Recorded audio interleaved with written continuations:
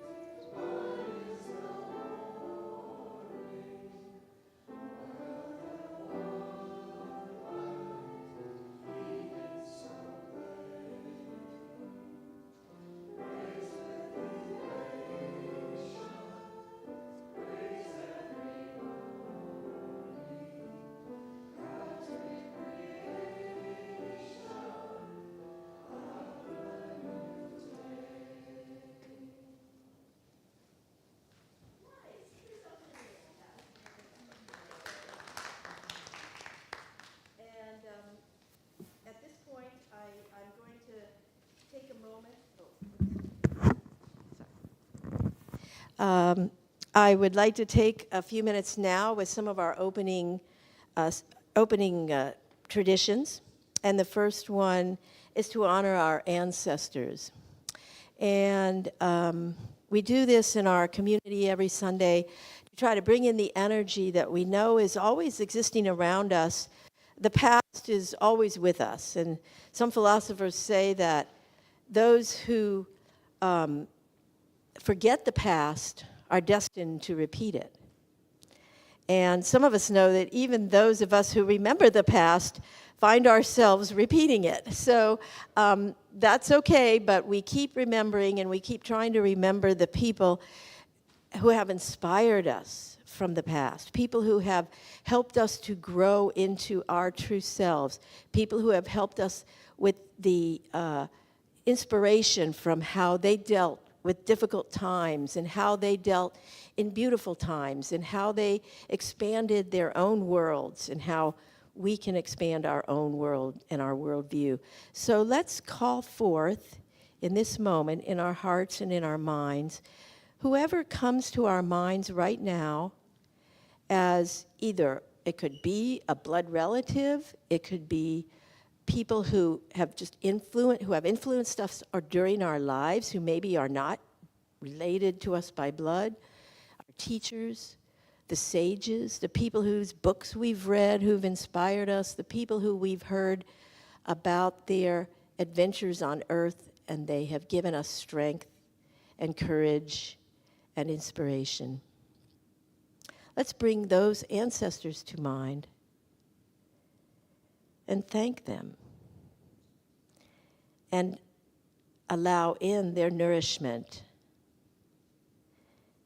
and allow us to process being with them still today. And we invite them and we thank them. And along these same lines, I feel, and very interconnected, are the land that we are gathered upon today, the beautiful land, the living land, the Mother Earth that nourishes us. This living earth has been here a lot longer than even our ancestors, as we know. As far back as our ancestors go, the earth goes even farther back into the billions of years. And it has been here nourishing our coming as human beings and our coming as life on earth. And in this process, it is still with us. It is still nourishing us. Thank God it hasn't given up on us. And we are stewards of this land now, this land that was unceded territory of Native American tribes long, long before we Americans got here, or we colonists, or we white people and all the other people. The Native American people who were here first and who actually migrated here, they say, from all over the place, these people have been stewarding our land for this many, many, many centuries and millennia. And believe it or not, they're still here and they're still stewarding it with us and for us, and sometimes in spite of us. So we do thank them for their stewardship of this land. I deeply can say that we offer sorrow and ask forgiveness for the way that land was stolen from them. We ask that we now find ways to come together to live on this land and work on this land for the betterment of all of us and for the future generations. That actually the Native Americans have taught us everything we do should be honoring at least 7 generations ahead of us, and that's a minimum, right? So we know that we can learn a lot from each other, and we can, when we're thinking about the past, it's not to lay guilt trips on anyone, it's to be acknowledged and to be grateful and to be in the present and know that there's still much we can do in the present to honor our ancestors and our first peoples. There's a beautiful longhouse here in our area, down on Marginal Way. It's like a museum down there. It's a beautiful, beautiful place. They have a lot of events down there, but it's also open to the public. And we at Interfaith Community Sanctuary do pay real rent, Seattle, which all of us can pay individually if we want to. And we welcome you to look that up online. It's just a way of making a small, whatever amount of donation you want to make. And it's a beautiful way of supporting our local tribes, one of which, the Duwamish, has never been recognized by the United States government yet. So we're hoping that will happen, and we're supporting their efforts. So thank you for acknowledging and thanking our people. And now we have Lily, who's going to make an offering to the Divine Feminine. I'm not sure I know Lily, though. Oh, Lily, there you are. I'm sorry, I do know you. My bad.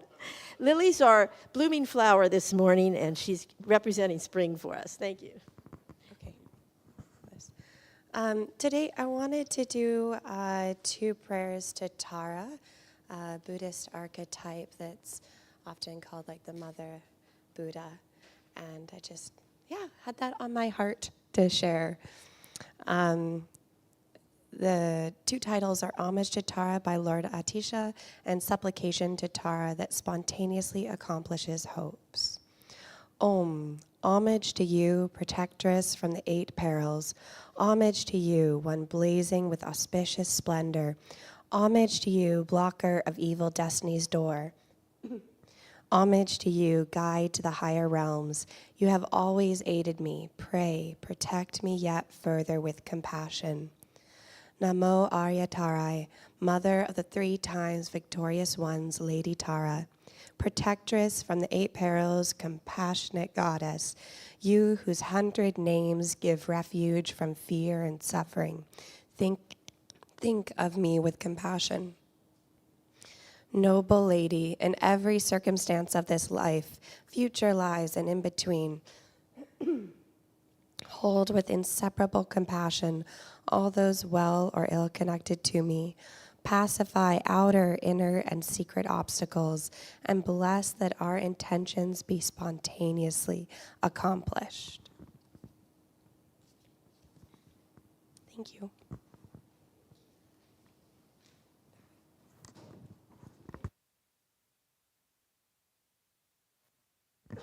Thank you, Lily. That was beautiful. Tara, that was one of Reverend Karen's most favorite female saints, the Tara, and we did some beautiful work with her, so thank you. At this moment, I would like to introduce our guest speaker, who is a friend of the community, and, hard to call you a guest, but you are on our guest list here, and because, Kiran comes often to our community and shares well and often. And she was brought back by popular demand after last year. She shared right around this time, a year, I think, and shared a service with us. So we've asked her to come back. Her bio is in their bio is in the program if you'd like to read more about it. And I'll let you get right on with it, Kiran, because I know you have a lot to share. Thank you. Yeah, that sounds good, right?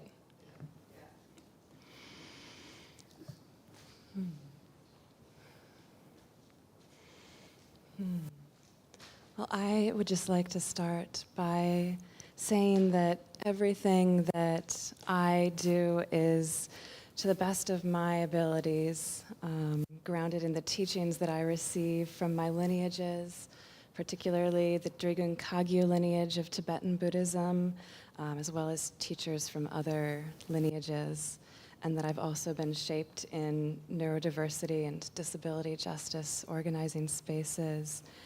And so these are the relationships that guide me. And if you find anything I say helpful, it is thanks to the generosity and wisdom of these lineages.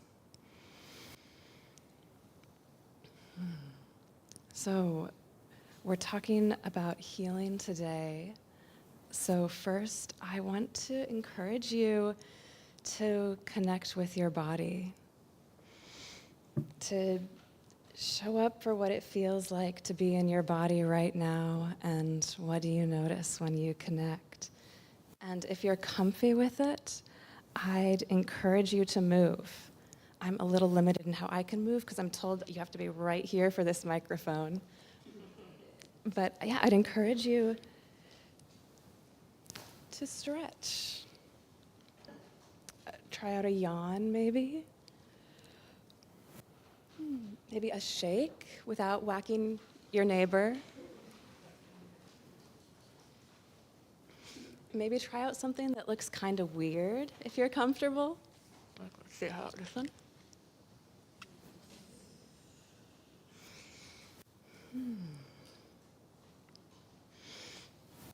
Just settling into your body. Because healing is very embodied. And yeah, and part of what is wounded in our culture is often our relationship with the here and the now, the this, the body, my body that isn't really separate from this chair or this air or these other bodies. So just being in our bodies now.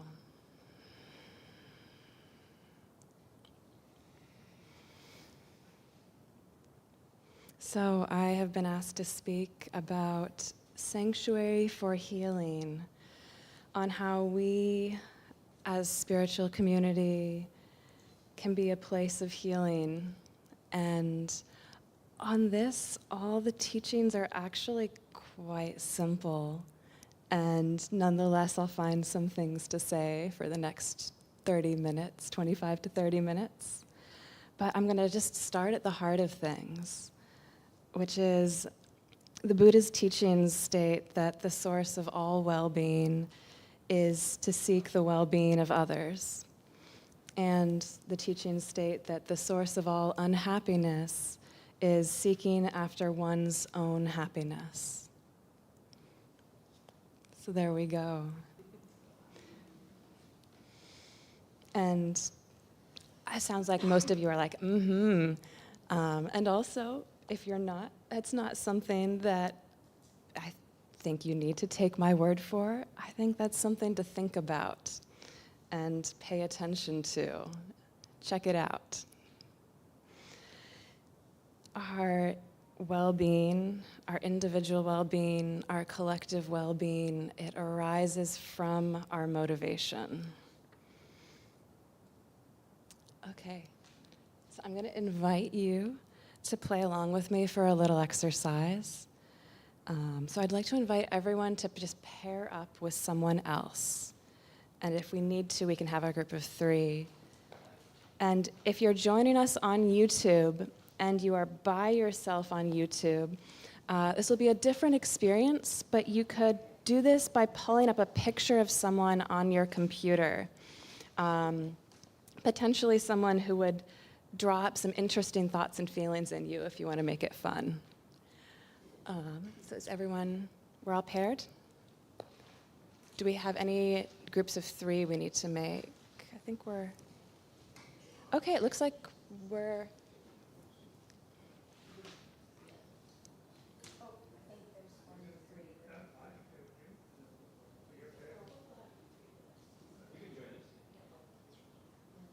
does anyone want to?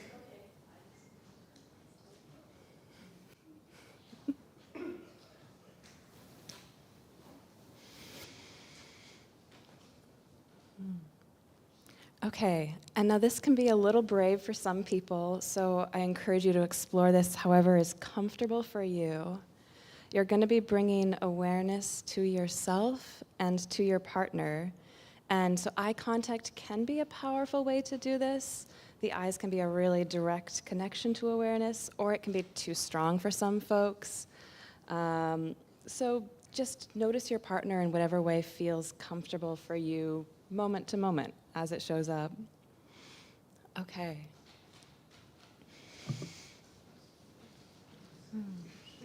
So coming into awareness of your awareness.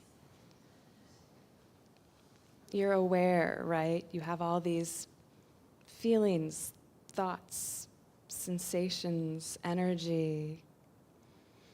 Being aware of that awareness. And also becoming aware of your partner's awareness. Noticing that same quality of awareness in another. That responsiveness, that aliveness.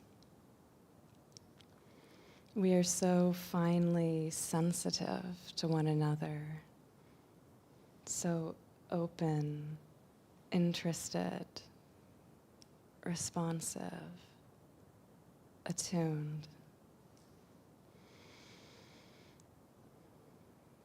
aware of your awareness and aware of your partner's awareness.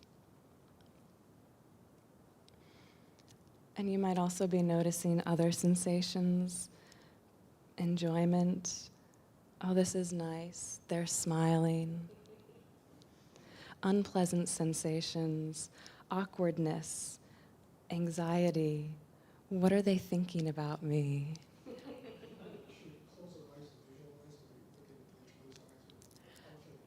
Whatever you're comfortable with. Yeah, the invitation is just, you can look at them. You could look at them if you'd like, and if you're more comfortable with your eye, whatever you're more comfortable with.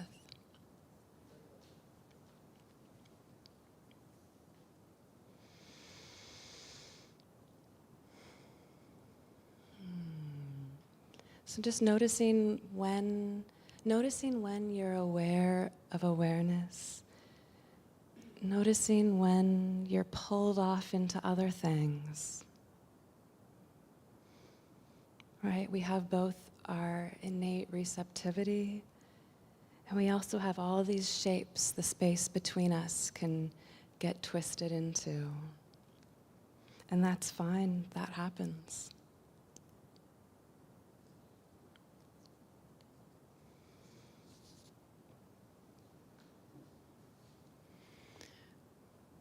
We live in this relational web, right?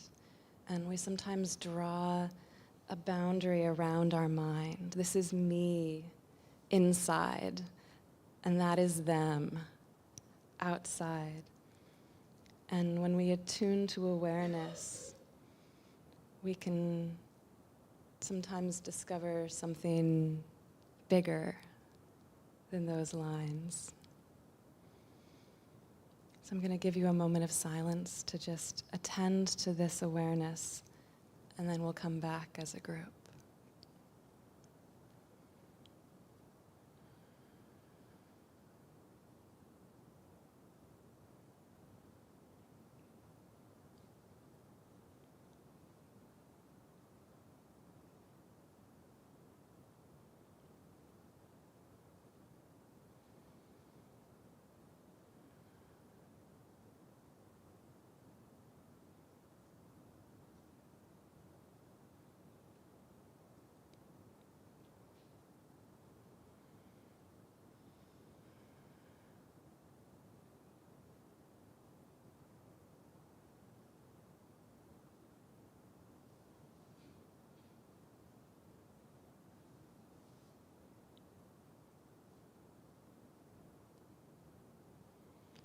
Okay, so maybe thanking your partner,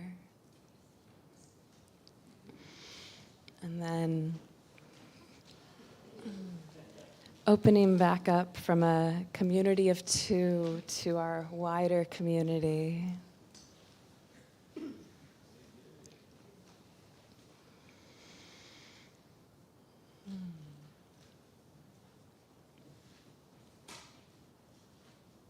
So we're talking about spiritual community as a space for healing. And what really came to me as I was thinking about this was that in the West, often we are consumers. We're used to having consumer relationships, right? We pay money, and preferably we don't pay very much money. And then in exchange, we receive a good or a service. And this shapes probably the majority of the relationships in our lives. This has a significant role in. And so we have this model, this basis of relationship. And then we can often bring this everywhere else in our lives too. We can bring it to our friendships, and we can bring it to our spiritual communities. And our spiritual community can also become a consumer service for us, right? We come, we pay our fees, and we expect to have our desires fulfilled. We expect to receive our spiritual goods and services. And we get used to that, right? We pay for the services that we want to be suited to us, and then we kind of can expect them to be an exchange that is catered to our preferences. And you may have noticed that that's not how things actually end up working in spiritual community. And sometimes we can find that really different, challenging, generative. It can be really, really good for us. It's really good for us to learn how to decenter ourselves and our desires. The me, myself, my preferences. I think there's something that can be really healing for us in our culture in that. And in our culture, we can often approach healing as a consumer relationship too, right? Many of us enter into spiritual community, in fact, because something might feel missing or broken and we'd like to fix it. We notice that we're suffering, perhaps, from emotional, physical, spiritual pain, from loneliness, from a lack of meaning or purpose, or just something that's missing. And so we go out to find it. We go out to acquire it, perhaps. And that's okay. It's great to get in the door. I just think that maybe it's not quite what's actually going to heal. I think when we're in pain, when we need healing, I think that can often be a really small place, right? Like pain can kind of narrow us down. It can hunch us, turn us inward on me and my pain. And I focus on my pain and I seek after my happiness. But, which is good. It's good to love ourselves. It's good to want to care for ourselves. But this idea, this story of individual healing, I think it rests on a precarious foundation. This story about an individual and this story about an individual body-mind with an ideal state of health that we want to, or health or emotional health, spiritual health that we want to acquire. And then once I've changed myself enough, right, that's what the story says, once I've changed myself enough, once I've chased down maybe the right medications, the right exercises, the right self-help books, the right healing foods, the right relationships that support me how I want to be supported, the right spiritual practices. And maybe once I've fussed over and fixed and customized my thoughts and my feelings and my body-mind into how it's supposed to be to make me feel good, then that's healing, is the story. And I think I can keep on chasing that. I think I could keep on pursuing that story of individual healing. I'm starting to suspect it won't ever work. I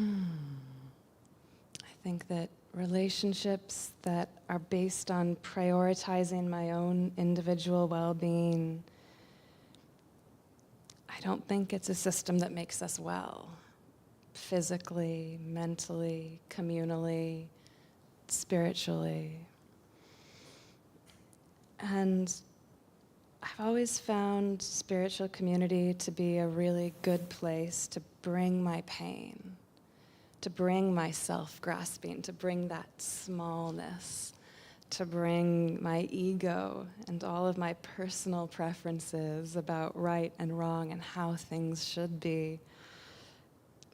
Because because I've found that if I bring them to my spiritual friends, to my spiritual communities, I found that my brothers and sisters and siblings will, in their great kindness, point out my sharp edges and my sensitive spots, sometimes by rubbing them and sometimes by jabbing them with their own shapes and edges, and sometimes their compassion, often their compassion. And they will also hold me with compassion, even when I can't hold myself with compassion. They'll try and show me that I am loved, that I belong, that I am good enough just as I am without any healing. I think the healing is in the loving space that includes everything. Maybe that space in which there isn't anything to heal.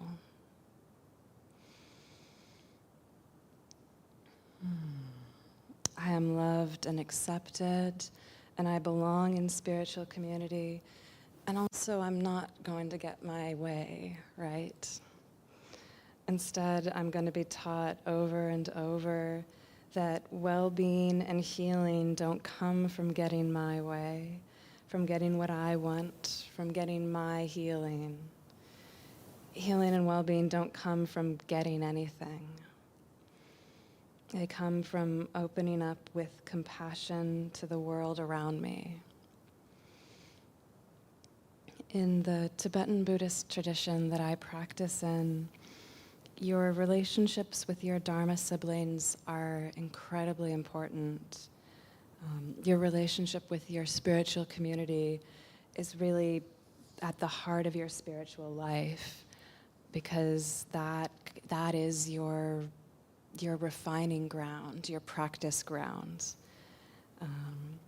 It is your responsibility to love and respect your spiritual community. That is where you practice love.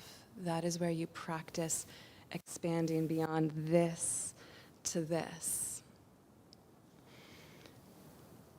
And then once you've practiced that there, you practice taking it beyond that space. You practice taking it with you wherever you go and whatever you're faced with. And it really is a nice practice ground, right? Like unfailing conditional love and compassion and perfect patience for our spiritual siblings is quite easy, right?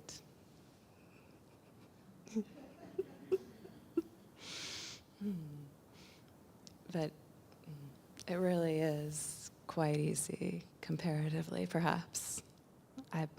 You're probably not war criminals. You're probably not. Yeah. All right. So we first learn how to expand beyond ourselves in this small, safe container with a few people who are also practicing expanding beyond themselves. And then from that practice ground, we tend it, we grow it, we expand, we keep expanding it. And sometimes I come across people who are just radiant, you know? And some of my dearest spiritual communities, they have a lot of folks like that there. And when you meet those people and interact with them, what I always notice is how they're just serving others, how that's their motivation. It just has that outward, wide expansiveness. They're just pouring care out to everything that comes into their field of view. And it's contagious.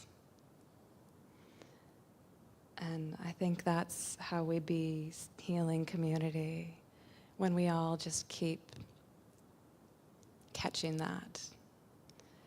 We all keep allowing our hearts to be turned towards that. And if that's who we are as community, and if that's how we show up in the world, and I think that the ups and the downs and all the hopes and the fears, I think they don't really matter. So we brought in the ancestors earlier, and so I want to name and bring in a specific ancestor who I think can really exemplify this. Maximilian Kolbe was a Polish Catholic priest and the head of a large monastery in World War II. And in that monastery, he sheltered 3,000 refugees, many Jewish. And as the Nazis continued to sweep through Poland, he and his monastery continued publishing religious publications through their printing press. And early in 1941, he published a newspaper with the following words: "No one in the world can change truth.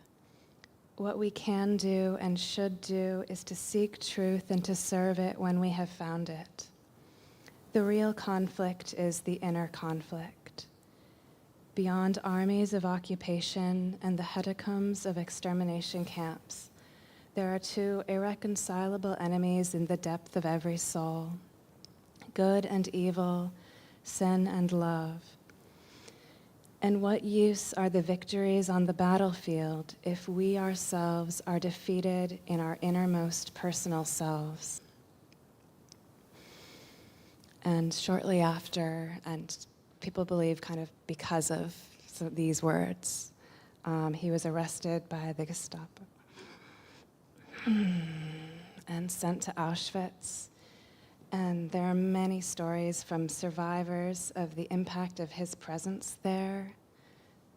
Particularly what survivors emphasize is how in a time and a place when many people were crumbling fearfully inward into a world that kind of became about the next bite of food, how Maximilian Kolbe was there in that dreadful place to serve others, to open outward, and how centered and grounded and fearless and almost content he was to be there in what many of us might consider a quite unpleasant time and place to be in.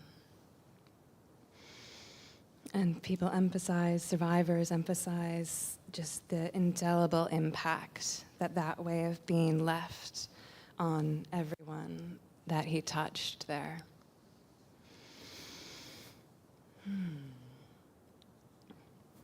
And then one day, a prisoner escaped from Auschwitz, and the guards, in retribution, selected 10 men to be starved to death in an underground cell.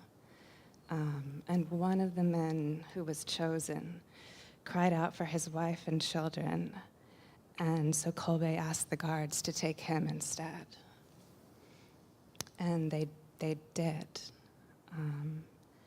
So survivors of the camp say that Kolbe led the men in that cell in prayer and songs for the next couple weeks as they all died.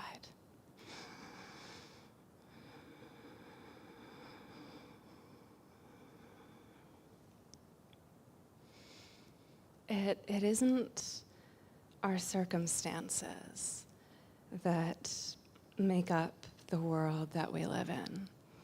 It isn't our time and our place and our politicians and our conditions.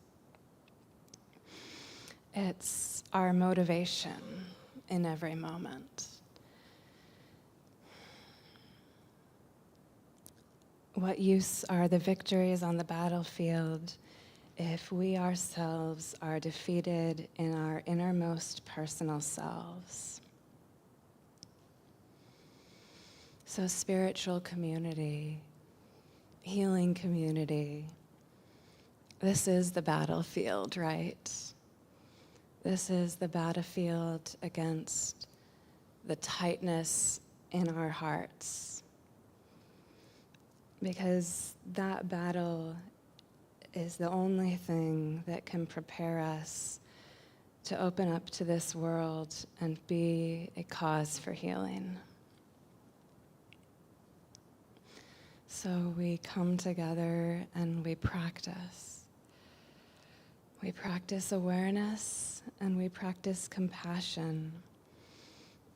And I'm always asking myself, how much of my awareness is protecting myself and judging others? And how much of my awareness is freed up to hold loving space?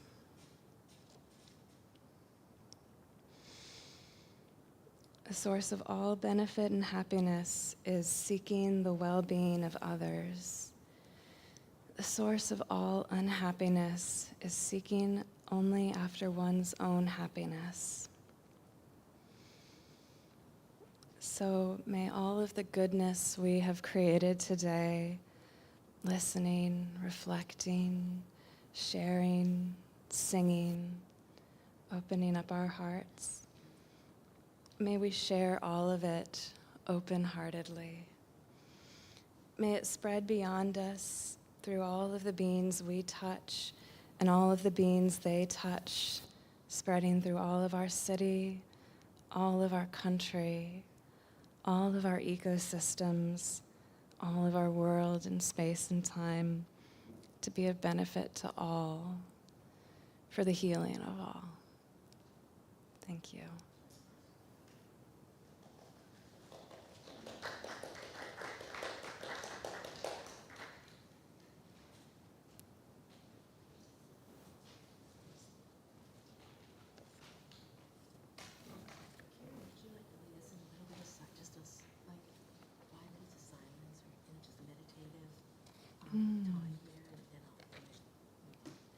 Yeah, we're going to do 5 minutes of silent meditation.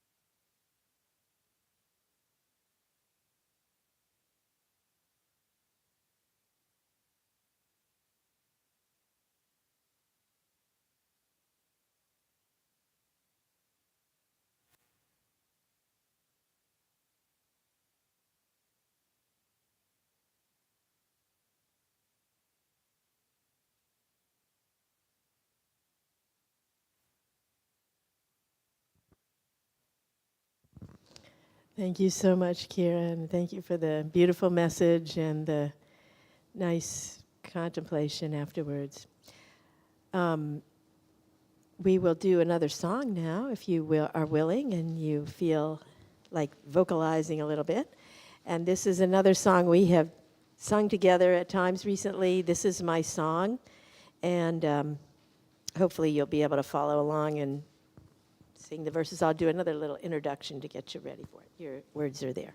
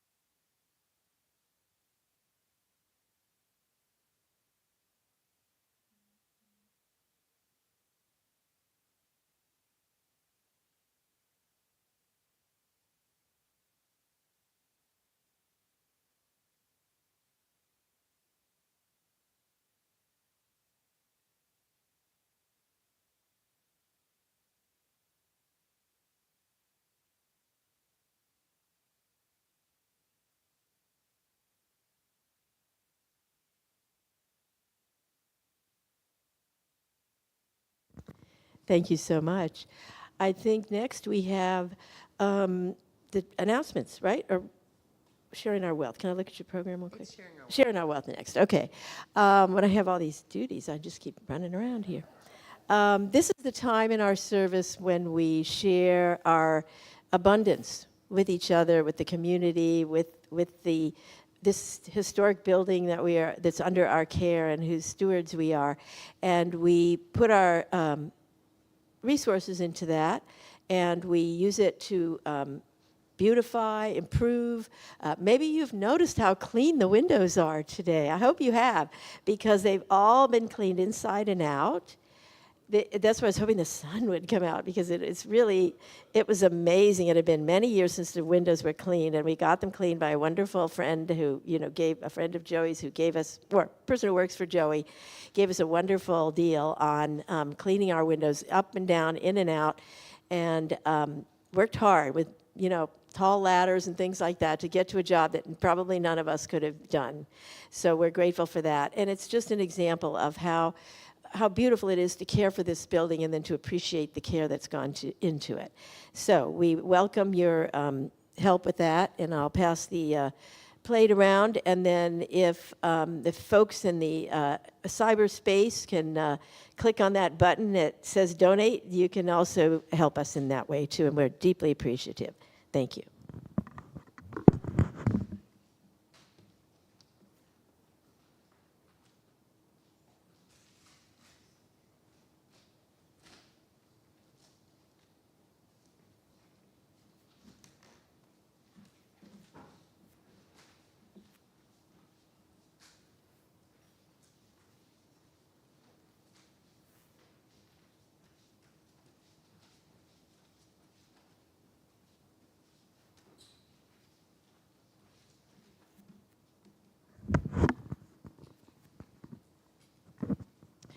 I also want to acknowledge all the volunteer time that goes into this, making this community a beautiful place to work and be and share, and that is an ongoing thing that we're very, very grateful for, that all the people who pitch in and help in so many different ways. Next is announcements, and we have some wonderful events every day of the week here in our sanctuary and in our community, as well as in cyberspace and in the outer community. Last night there were many of us up at Unity in Linwood celebrating another dinner with others, and had a wonderful gathering of almost 80 people, and a lot of folks from here were with us to make that event happen with Unity in Linwood and other spiritual communities in the area. So we're very grateful for that.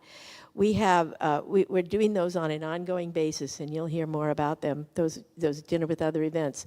We also have after the service today, we have lunch for everybody, and because we had some extra lunch last week, and we packed it all up real well and kept it so that we can reheat it today and have some more tacos and good food as we work afterward and do our guiding council meeting at 11:45, so we can have a little nourishment and then go ahead and have our guiding council meeting. All are welcome. This happens once a month, the first Sunday of every month, and we welcome all to come and share and participate in the general, sharing of all that goes on here, and all the work and all the play and all the fun. And we also have ongoing classes every day of the week, and we have classes on Zoom. We have classes that meet here and groups that meet here in person. We have a silent meditation on Thursday evenings. We have the Women's Sisiwas Circle here on Wednesday. This Wednesday they're in person and an open circle. Wednesday evening we have A Course in Miracles that meets on Tuesday evenings. Some Tuesdays it's online, sometimes Tuesdays it's in person. So we get announcements. Those of us who are signed up get the announcements every week for what's happening and who we can contact. To get more information, if you need a Zoom link, for example, the Friday prayers in the Islamic tradition happen only on Zoom. The Masnawi classes meet only on Zoom. So all that information you can get from the website rather than have me recite it to you now and have you forget it. It's on the website. It's in our weekly announcements that come out on Monday if you're signed up for those, which you can sign up for that on the website. And then we have special events as well. And our own co-minister Jamal Rahman is offering a class. Well, let's see, what happened to your flyers? Okay. Somebody put them in a logical place. That's a good thing. Okay, so we have a spiritual development class with Jamal Rahman, starts on April 19th, meets Saturday mornings on Zoom from 10 to 12. You can register with me or Jamal or with the email that's on this flyer, and help yourself to one of those.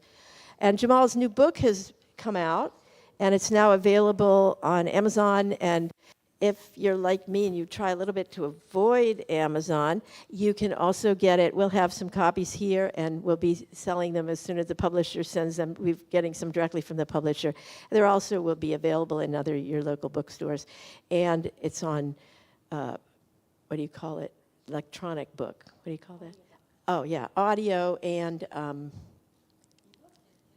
Kindle. It's on Kindle, too. It's already out on Kindle. Yeah, and Max has already read it and also reviewed it on Amazon. So you can, if once you do read it, we welcome your review of it. Also, yeah, so let's see.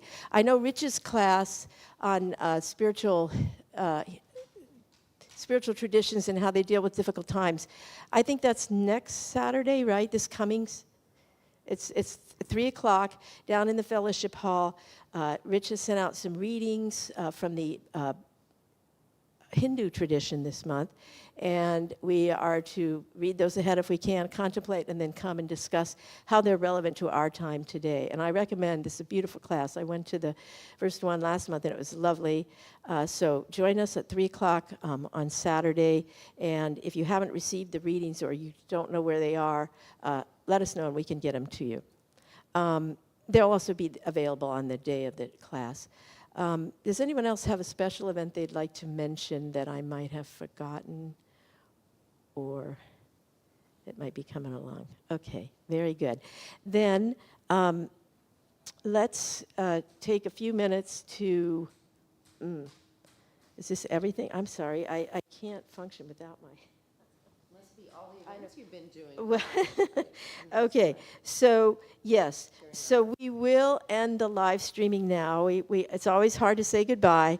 Now it's time to say goodbye. Yeah, you know, Mickey Mouse Club. And thank those people who were online with us and welcome them back next week and at other future gatherings that also take place online. We appreciate our tech people for recording this, and mention to people, if you'd like to have someone hear this talk, which I know I've already thought of a few people I would like to have hear it, it will be available in recorded version, and it'll be up shortly after we say goodbye, and you can hear it at any time by going to the ICS YouTube channel, which is the same link you go to hear it.